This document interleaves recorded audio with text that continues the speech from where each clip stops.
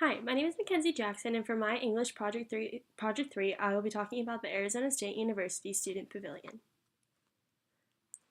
First, let's start with what this building is. It's a newly built building on campus that contains classrooms, tutoring, and other services for students. It's Arizona's largest net zero energy facility, and it has solar panels on the roof to enable the building to create energy. The net zero goal means that it is the goal of the student pavilion to create as much energy as it uses. This building was built with the specific mindset of being the most energy efficient building on campus. The building creates all of its own energy and doesn't use any more than it produces on its own. The professional and technical communication dimensions that I've chosen to go over are demographic, political, economic, and educational. First, starting off with the demographic aspect. The building has a central location on ASU Tempe's campus, as shown by the map on the right-hand side of the page. It's right next to the Memorial Union, an existing student bookstore, which is a popular place for students to stop and hang around when they're in between classes or need something to get done. Second, the building is called the Student Pavilion. This makes it so that even the title of the building explains its general broad purpose and its accessibility by multiple different students from all different needs. And underneath the Student Pavilion sign on the website, it has the motto, "Where student events come to life."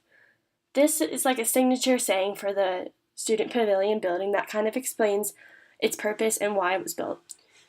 Lastly, there's a diverse student user base and diverse services offered throughout this building. If you look in the pictures that I've included on this slide, the top one shows the collage that you see when you first enter the building.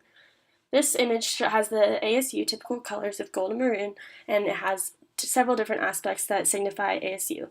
It shows someone with a graduation cap and other real students on campus.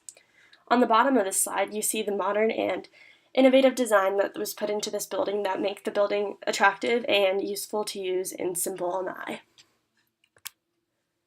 For the political aspects of the Student Pavilion, it's very energy efficient and environmentally conscious, and it has high efficiency heating and cooling.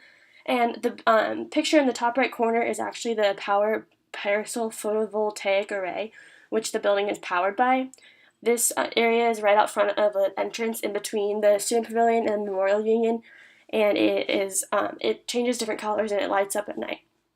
And then also the building is eligible for LEED certification, which means that it has met all the different requirements necessary to be energy efficient by the government. And then I also included the zero waste strategies that were on the website that go over how the materials that are disposed of within this building are recycled and handled in the way that produces the most recyclability, and this also goes for desks and other items that are discarded throughout the building's use.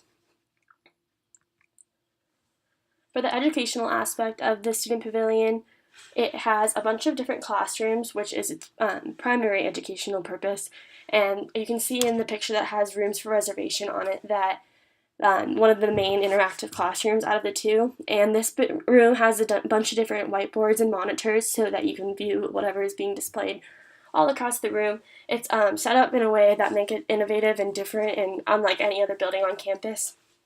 And then they also have the Programming and Activities Board office within this building in addition to other student offices. And then they have academic success programs like tutoring and supplemental instruction on the second floor. And some of the pictures that I included is on the bottom left corner, you see a peer and another peer giving each other mentorship. It looks like the girl's helping him out with some homework, which is a service offered within the Student Pavilion. And then on the bottom, you see a diverse group of people. It looks like there's some kids with their parents, professors, adults, students, different group of people sitting in the chairs that are first in the entryway when you first come into the building. And then lastly, I put the project description that is on the ASU page, and this kind of goes over why the building was created and the purpose in the first place, and it talks about how it's a hub of student activity with student-led events like guest lectures, concerts, comedic performances, and student productions. And then one really interesting thing to note about the building is that it's ran by students with limited help from staff. And lastly, I wanted to talk about the economic aspects of the building, specifically in the construction and the building aspects. The project cost around $40 million to complete, and it took a little bit over a year, went on from March 2016 to August 2017, and the construction team was J.E. Dunn Construction. And the bottom right picture shows you some of the different things they did to make the building as environmentally friendly as possible.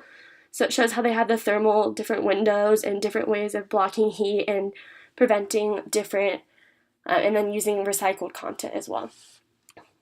And then lastly, the top picture just kind of shows the building as it was under construction and what it may have looked like while it was being built in March 2016 to August 2017. To wrap everything up, I just wanted to go over the different professional and technical communication decisions that may have been put into place when the building was being created. So first, they had to go over the building name and its branding. By calling it the Student Pavilion, they put a very broad title on it, meaning that it can hold a variety of different events. Rather than just being called like a concert hall or a classroom, it has the ability to hold multiple different things and be multifunctional. Additionally, they had to decide on the available facilities they wanted to have there. So they had to pick whether they wanted mostly classrooms, or if they were going to put in big lecture halls or big production areas, or if they wanted study areas, or what they wanted to concentrate on. And they ended up kind of doing a mixture, I would say, of all of these, so that all of these services are offered. And then the location had to come into play, and this was important in picking the central location that put it near other areas on campus that students are frequently visiting. And then the design of the building as a modern and energy efficient building, make it attractive for users who would like it not like overwhelming place to go to and study or get help on their studies. And then on the logos and media used in the building include different like green, environmentally friendly, energy efficient images and logos, and then also the traditional ASU colors in addition to ASU logos and mascots. And then lastly, they had to decide on the environmental impact they were going to take into play and how they were going to prevent or how they were going to create this building to be as energy efficient and the model for future buildings on ASU. Thank you for listening.